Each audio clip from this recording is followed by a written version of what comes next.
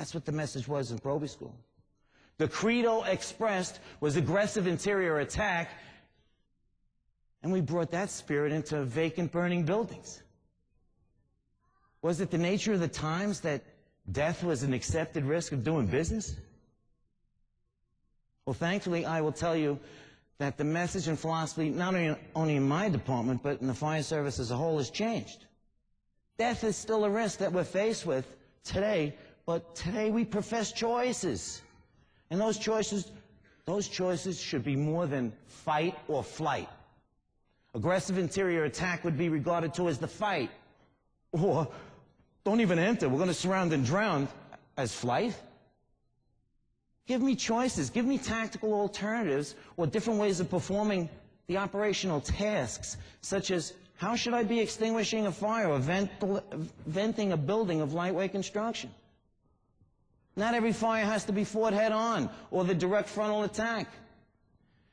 And that means we may have to change our habits and aggression into an offensive approach to achieve the same result, but with a safety factor. This change in habit may entail an adjustment in attitude. In the fire service of today, each and every one of us is responsible for our actions, decisions, and interaction, which means performance, communications, communicating our size up.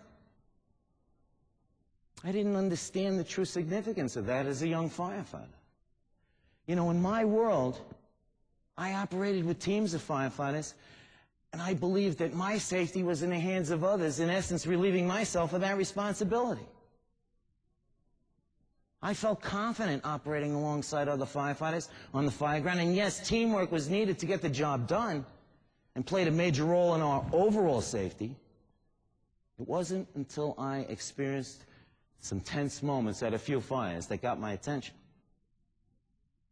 I began to realize that there was a lot more that I didn't know about this profession, and those I worked with at the time were not the role models I needed in my career. I can say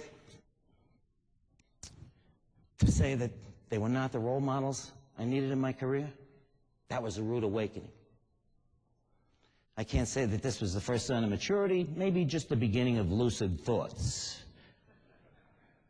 The facts are that our individual actions and decisions have a profound impact on our personal safety and that of other firefighters and the public we serve. Those obligations are quite different from those required in corporate America, because now the reality of survival carries the meaning of life and death, ours included. The influences I was exposed to at the time were not positive. I was not given good direction as a probie, and my colleagues were not setting the examples I needed to instill the disciplines to keep me safe. To put things in perspective, I needed to make some changes in my life. Not only a lifestyle, but an attitude. Saturday Night Live wasn't the only program that featured a couple of wild and crazy guys.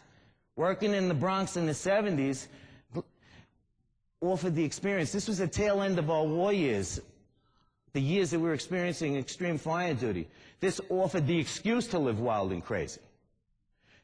The attitude adjustment began with a self-assessment of where was I in my career? Where did I want to go? And how was I going to get there? In that self-assessment, I had to take a look around me to see what influences were good, positive, and what was negative. Other questions were, who and what would help me become a better firefighter, because I wasn't going to do that by myself. I've heard others remark, if you talk to yourself, you could be talking to a moron. What I needed was to look for and hang with those individuals whose actions, not words, reflected professionalism. We all get to know and meet firefighters who talk a great fire, but their actions and performance on the fire ground are quite different. They show no credibility. My decision at the time was to transfer into a ladder company in Brooklyn, which was not only busy, it held a reputation of professionalism. That company was Ladder 108. referred to as 108, the Pride of Williamsburg, Brooklyn. This decision not only became a major turning point in change in my career, it influenced my way of thinking and attitude to the day I leave this earth. The firefighters of 108 not only trained me in this craft, I was now working alongside firefighters that represented the true meaning of character and pride. The pride they displayed was not so much as individuals, it was company pride. They exhibited a high standard of excellence and moral values. You don't hear those words spoken too often in a firehouse environment. Those firefighters displayed honesty and integrity, both synonymous with credibility. On the fireground, they were self-disciplined in that they did not distract from their duties. They hit their positions, and in the truck, those positions was the roof for vertical ventilation, outside vent for search and ventilation opposite the fire, the inside team for search and rescue, conducting forcible entry. Teamwork was an example of obedience to duty that personified company pride. In time, after proving your commitment and demonstrating your dedication, you were given respect. Respect, which is essential to effect positive change in your personality and character. Be true to yourself. Develop the database of information, knowledge, skills that will keep you safe, and be humble enough to ask for help in doing that. Work with others, develop their skills. They may be in a position to save your life one day. What a gift it was to work with these firefighters that shared their talent, their skills, positive influences, which in effect changed my life. They honored the history and traditions of what 108 was all about. They passed it on to me, and I'm passing it on to you. In those years, when I left my house, headed into work, I knew I was going to a work and fire on my tour of duty. That mindset provoked preparedness. When we responded to alarms, we were fully dressed, wearing and having donned our personal protective equipment of the time, including air packs. We were ready to go to work. And as I said, these were our self-disciplines. That was the influence and change I needed to set my career on the right track. Now, for a moment, let's take a look and see how the principles of change and influence can affect your life here today. Where are you in your career?